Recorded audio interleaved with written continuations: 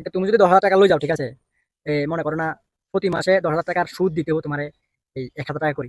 কিন্তু তুমি যদি দের আমার তো 10,000 টাকা লাগে। আমার ঘরের ভিতরে চাল টাল কিছু নাই, তরকারি নাই, কিছু নাই। আমার 10,000 টাকা থাকলে যাস না। কাকা আমার তো কামারেজি নাই কাকা, আমারও এমনি এই সমস্যা।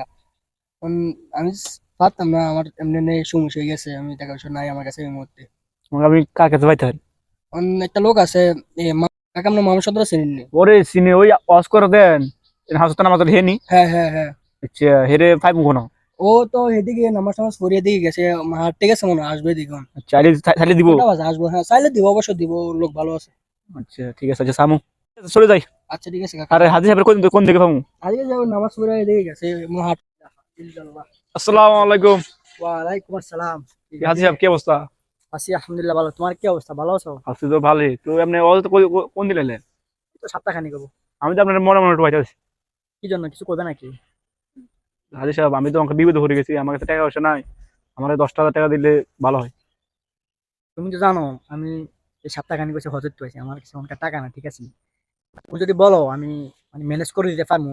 আমাকে বহুত উপকার হবো আমি আমার। তোমার বলি, তুমি 10,000 টাকা নিলে কোন দিন দিবে?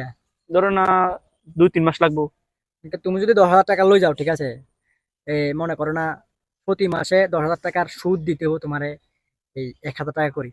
কিন্তু তুমি যদি এরকম করে নিতে চাও, আমার একটা পরিচিত লোক আছে, আমি হাত তুলে দিতে পারি। আমার কাছে কোনো টাকা পয়সা নেই, কথা বলছি না, আর একজনের তেল দিব আর কি।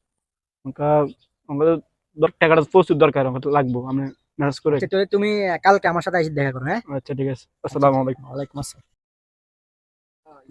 ইল্লাল্লাহ। আসসালামু আলাইকুম। কি অবস্থা, ভালো আছেন? তুই তো কালকে আমারে কইছিলে তোমার 10,000 টাকা লাগবো। অনকে আমি আরেকজনের ম্যানেজ করে দিচ্ছি, ঠিক আছে নি? তুমি টাকাটা যতদিন রাখো, 2 মাস রাখো, 3 মাস রাখো, 4 মাস রাখো, তুমি কিন্তু প্রতি মাসে 1,000 টাকা করে সুদ দিয়ে দেবো, কথা বুঝছো নি? আচ্ছা ঠিক আছে। টাকাটা লই যাবো নি, তুমি আবার টাকাটা দিয়ে দিও। আর সুদের টাকাটা, বিশেষ করে সুদের টাকাটা তুমি প্রতি মাসে মাসে দিয়ে দিবে। আচ্ছা ঠিক আছে। 10,000 টাকা হয়েছে নি? অবশ্যই। আচ্ছা, ঠিক আছে। আসসালামু আলাইকুম। সমাজের ভিতরে এমন লোক আছে যে কিনা 5 ওয়াক্ত নামাজ পড়ে, হজ করে, কিন্তু সুদও খায়। তো এই ভিডিওটা করার উদ্দেশ্য এটাই। সবাইকে ধন্যবাদ।